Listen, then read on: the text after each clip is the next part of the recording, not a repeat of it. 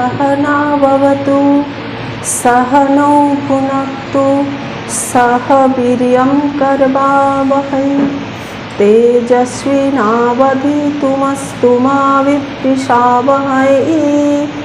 ओम शांति शांति शांति। ओम असतो मा सद्गमय तमसो मा ज्योतिर्गमय मृत्योर्मामृतंगमय आविराविर्मयेधि। ओम शांति शांति शांति। আপনাদের সকলের অন্তরস্থ পরমাত্মাকে অত্যন্ত ভক্তিপূর্বক অভেদভাবে নমস্কার নমস্কার নমস্কার।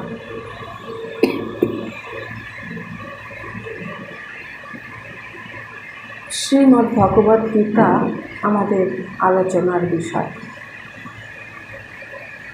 বসুদেব সুতং দেবং कंसचानूरमर्दनं देवकी परमानन्दं कृष्णं वन्दे जगद्गुरुं।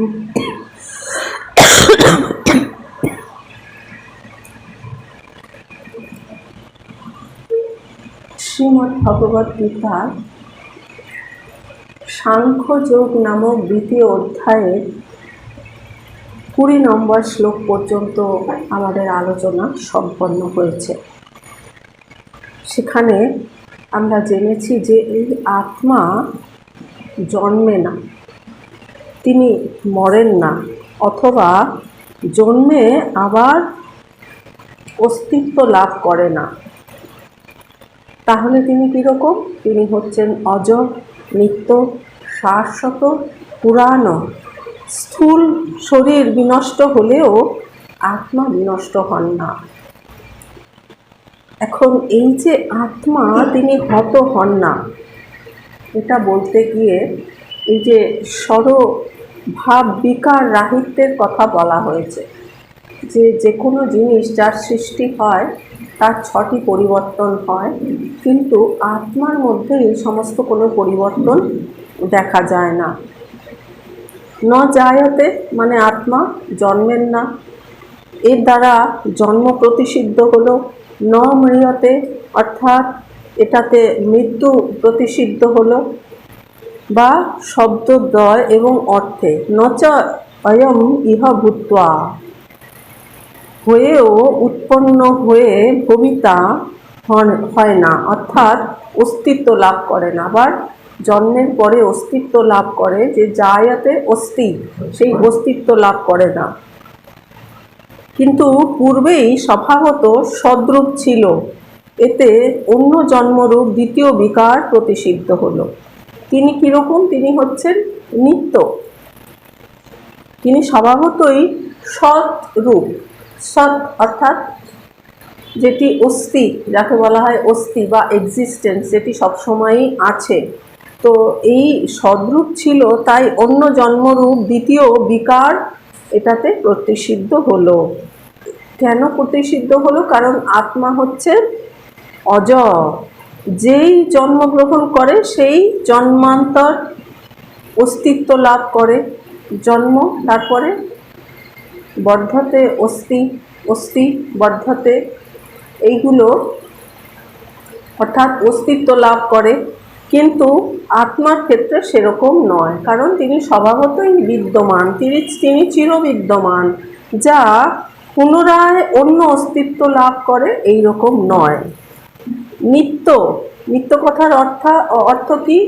যেটি সর্বদাই এক রূপ, এর দ্বারা বৃদ্ধি প্রতিষিদ্ধ হলো। এই যে 6টি বিকার বলা হয়েছে, সেই 6টি বিকারের প্রত্যেকটাই যে নয় সেটি প্রতিষিদ্ধ হচ্ছে। যে তিনি নিত্য, কারণ তিনি এক রকমই থাকেন, তিনি বৃদ্ধিপ্রাপ্ত হন না, সেই কারণে বৃদ্ধি প্রতিষিদ্ধ হলো।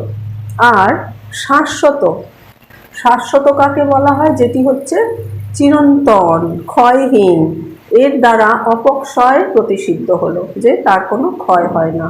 পুরাণ, অর্থাৎ পরিণামবিহীন, তার কোনো পরিণাম হয় না, কোনো বিকার হয় না, তার কোনো পরিবর্তন হয় না। তাই এই পুরাণ বলতে পরিণামবিহীন প্রতিষিদ্ধ হলো।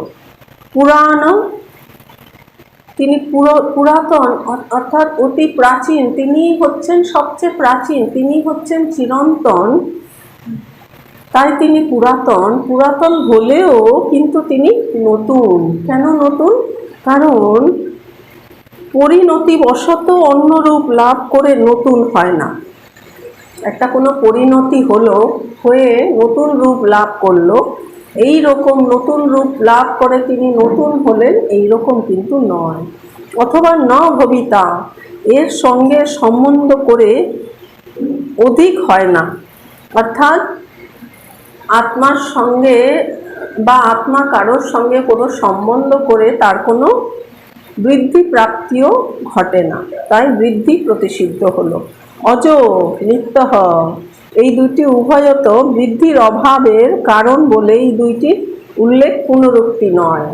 শাস্ত্রে আমরা অনেক জায়গায় দেখতে পাই যে পুনরুক্তি আছে, কিন্তু তাতে দোষ হয় না। এই রকমভাবে জন্মে থাকে, বৃদ্ধি পায়, বিপরিণাম হয়, অপক্ষয় হয়, নাশ হয়। বেদবাদী যাস্কাদি কথিত এই স্বরবিকার ভাব রহিত, স্বরবিকার ভাব এটা নিরস্ত্র হলো। যে জন্য এই বিকার সকল নিরস্ত্র হলো, সেই প্রস্তুতিও বিনাশহীনতার উপসংহার করছেন। ন হন্যতে হন্যমানে শরীরে, যে শরীর বিনষ্ট হলেও কিন্তু আত্মা বিনষ্ট হন না। এই শ্লোকটি খুবই গুরুত্বপূর্ণ, আমরা কিন্তু এটা সবসময়ই একেবারে ঠোঁটস্থ রাখতে হবে। এরপরে 21 নম্বর শ্লোকে ভগবান বলছেন, বেদাবিনাশিনম নিত্যম য়য়েনম অজমব্যয়ম কথং স পুরুষঃ পার্থ কংঘাতয়তি হন্তিকম। বলুন। বেদাবিনাশিনম নিত্যম য়য়েনম অজমব্যয়ম কথং স পুরুষঃ পার্থ কংঘাতয়তি হন্তিকম।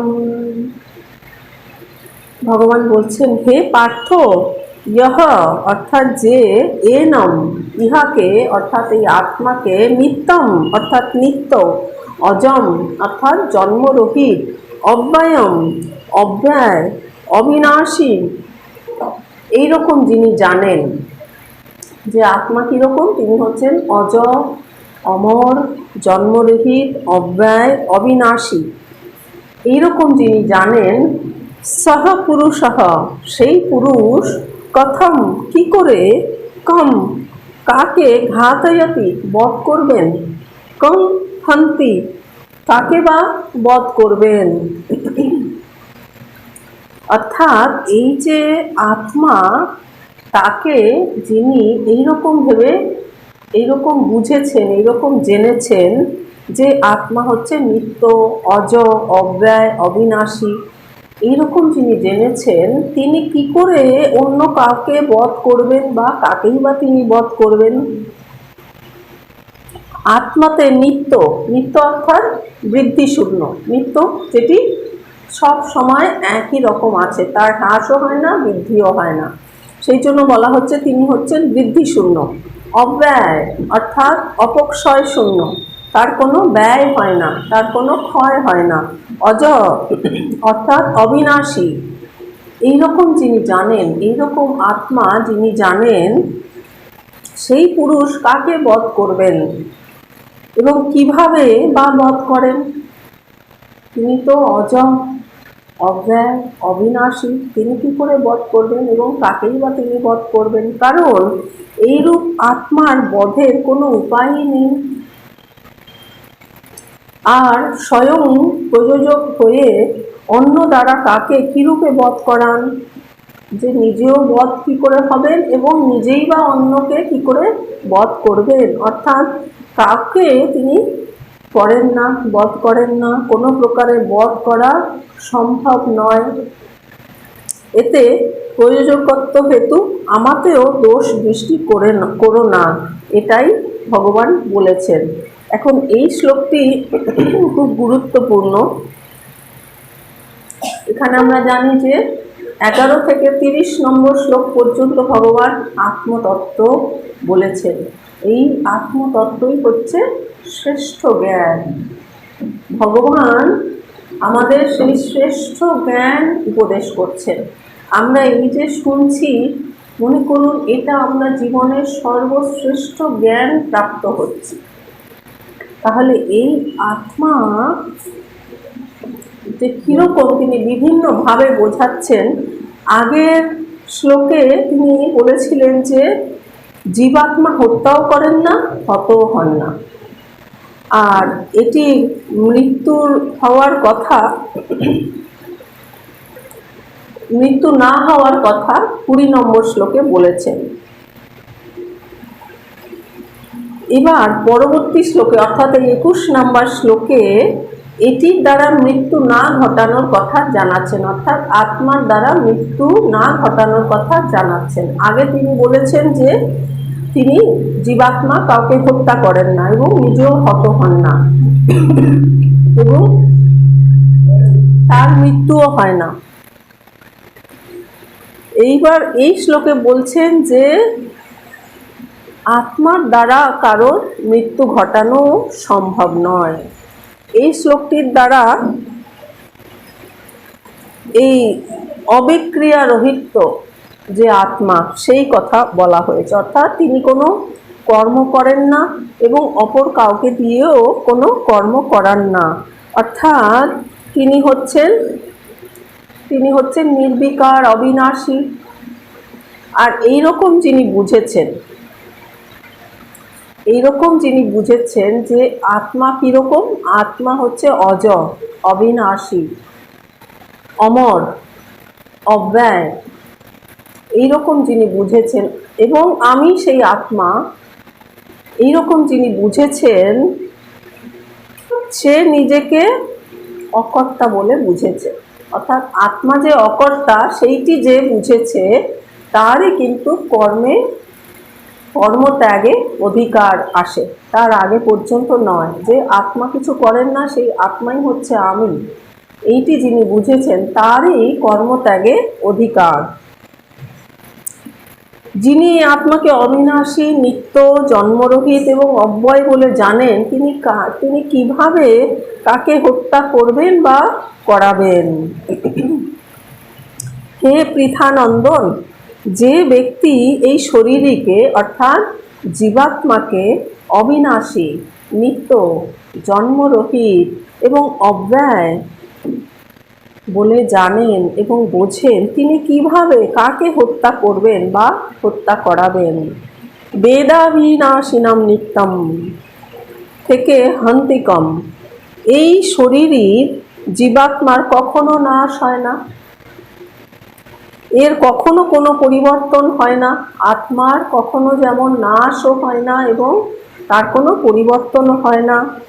এ কখনো জন্মায় না এবং এর কখনো কোনো প্রকার ন্যূনতা প্রাপ্তিও ঘটে না এবং কিছু পরিমাণ কমে গেল, অর্থাৎ কোনো বিকার হলো, বিকার হবার ফলে হয় বৃদ্ধি বা হ্রাস হয়, সেই রকম কোনো পরিবর্তনও হয় না।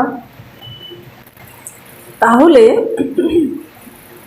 যে ব্যক্তি এটি সম্যকভাবে অনুভব করেছেন, যে ব্যক্তি এটি ঠিকভাবে বুঝেছেন, তিনি কেমন করে কাকে হত্যা করবেন বা হত্যা করাবেন?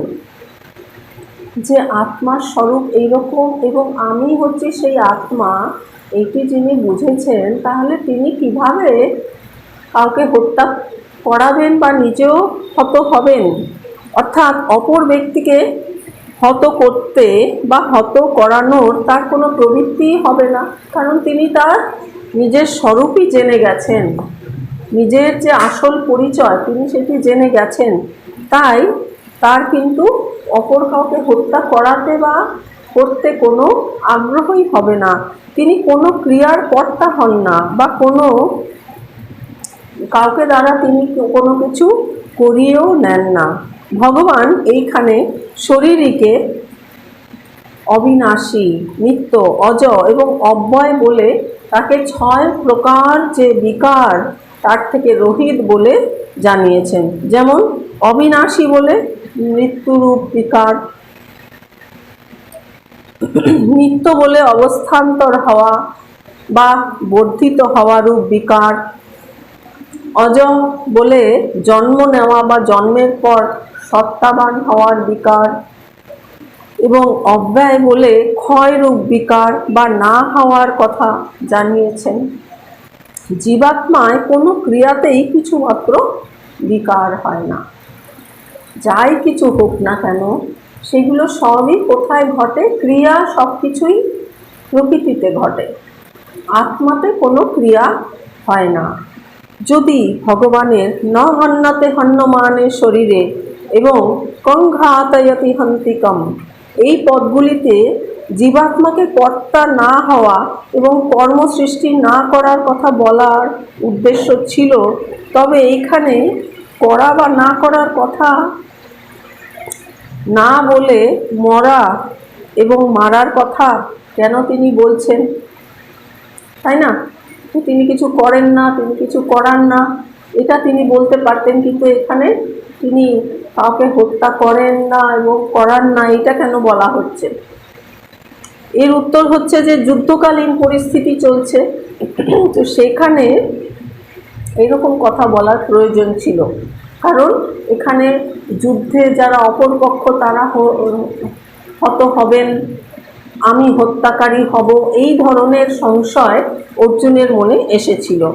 সেই জন্য এই কথা বলবার প্রয়োজন হয়েছে যে আত্মা কাউকে হত্যাও করেন না এবং নিজেও হত হন না, আবার কাউকে দিয়ে তিনি হত্যাও করেন না। কারণ আত্মার কোনো কর্তৃত্ব ভাব নেই। কর্তৃত্ব ভোক্তৃত্ব ভাব সেটি কিন্তু আত্মাতে নেই। শরীরই যখন ঘাতক অর্থাৎ কর্তা হতে পারে না, তখন তিনি নিহত অর্থাৎ ক্রিয়ার বিষয় কর্ম কেমন করে হবেন? তিনি যখন কাউকে হত্যাই করেন না, তিনি কারোর ঘাতক হতে পারেন না বা হত্যা করার ঘটনার তিনি কর্তা হতে পারেন না, তাহলে তিনি নিজেও নিহত হতে পারেন না, অর্থাৎ সেই ক্রিয়ার বিষয়ে কর্মের বিষয়ে তিনি কর্তাও হতে পারেন না। অর্থাৎ শরীরই কোনো ক্রিয়ার কর্তা হন না, তিনি কোনো কর্ম করেনও না এবং অপর কাউকে দিয়েও করান না, তিনি কর্তা হন না এবং কর্ম করেন না। সুতরাং নিহত হওয়া বা হত্যা করার শোক করা উচিত নয়, কারণ আত্মা তো অজর অমর অবিনাশী, তিনি তো অব্যয় শাশ্বত, তিনি অজ, তিনি হত্যা করেনও না, নিজেও হত হন না। সুতরাং তিনি যখন নিজেও হত্যা করেন না, অপরকেও নিজেও হত হন না, অপরকেও হত্যা করেন না, তাহলে আর কহ শোক কহ মোহ, তাহলে আর শোকই বাকি আর মোহই বাকি। শোক কেন? যে আমি কাউকে হারিয়ে ফেলবো এইরকম আশঙ্কায় শোক। তাহলে আত্মা হচ্ছেন চিরন্তন, নিত্য, শাশ্বত, তিনি অজ, অবিনাশী, অব্যয়, তার কোনো পরিবর্তনই সম্ভব নয়। তাহলে তার জন্য আর শোক করার কিছু নেই এবং তিনি অপর কাউকেও হত্যাও করেন না, অর্থাৎ কোনো কর্মের কোনো ক্রিয়ার তিনি কর্তাও হন না। সুতরাং আর শোক কিসের? তাহলে শোকও করার মতো কিছু ব্যাপার নেই এবং মোহ করার মতো কিছু নেই। তাহলে শাস্ত্রের নির্দেশ অনুযায়ী যেটি কর্তব্য কর্ম প্রাপ্ত হওয়া গেছে সেইটি পালন করাই উচিত, তাই না? শোক মোহ ত্যাগ করে যেটি শাস্ত্রবিহিত কর্ম। অর্জুন হচ্ছে ক্ষত্রিয়, তার স্বধর্ম হচ্ছে যুদ্ধ করা।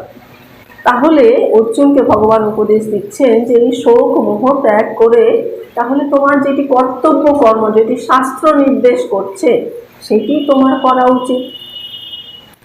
যে বস্তু উৎপন্ন হয় তা স্বাভাবিকভাবেই বিনাশ প্রাপ্ত হয়, আর তাতে কিন্তু বিনাশ করতে হয় না। যেটি উৎপন্ন হবে সেটি কিন্তু আমরা যতই তাকে রক্ষা করার চেষ্টা করি সেটি কিন্তু নাশ হবেই, তাই না? আর যেটি নাকি যার নাকি উৎপন্নই হয় না, যেটি হচ্ছে নিত্য, আমরা যতই তাকে নাশ করার চেষ্টা করি তা কিন্তু নাশ হবেই না। কিন্তু যে বস্তু উৎপন্ন হয় না তার কোনো বিনাশ নেই, যেটি চিরন্তন, তাকে আর কি করে বিনাশ করা যাবে? আমরা 84 লক্ষ শরীর ধারণ করলেও কোনো শরীরই চিরকালের মতো আমাদের সঙ্গে নেই, তাই না? সেই শরীরগুলো কোথায় চলে গেছে আমরা খুঁজেও পাবো না। তো আর আমিও কোনো শরীরকে ধরে নেই, আমি অর্থাৎ আমি আত্মা, আমাদের 84 লক্ষ জন্ম হয়ে গেছে, তাহলে সেই শরীরগুলো আমরা খুঁজে যেমন পাবো না, আর আমরাও সেই শরীরকে ধরে নেই, তাই না? সেগুলো আমরা সব ছেড়ে দিয়েছি। আমি একইভাবে পৃথক রূপে বিরাজমান, অর্থাৎ এই শরীর থেকে কিন্তু চিরন্তন সর্বদাই আমি আলাদাভাবেই রয়েছি। আত্মা শরীর থেকে সবসময় আলাদাই থাকে, সবসময় পৃথকই থাকে, কারণ দুটো সম্পূর্ণ ভিন্ন বস্তু। আত্মা হচ্ছে চেতন, আর বাকি সব হচ্ছে শরীর আদি সব জড় পদার্থ।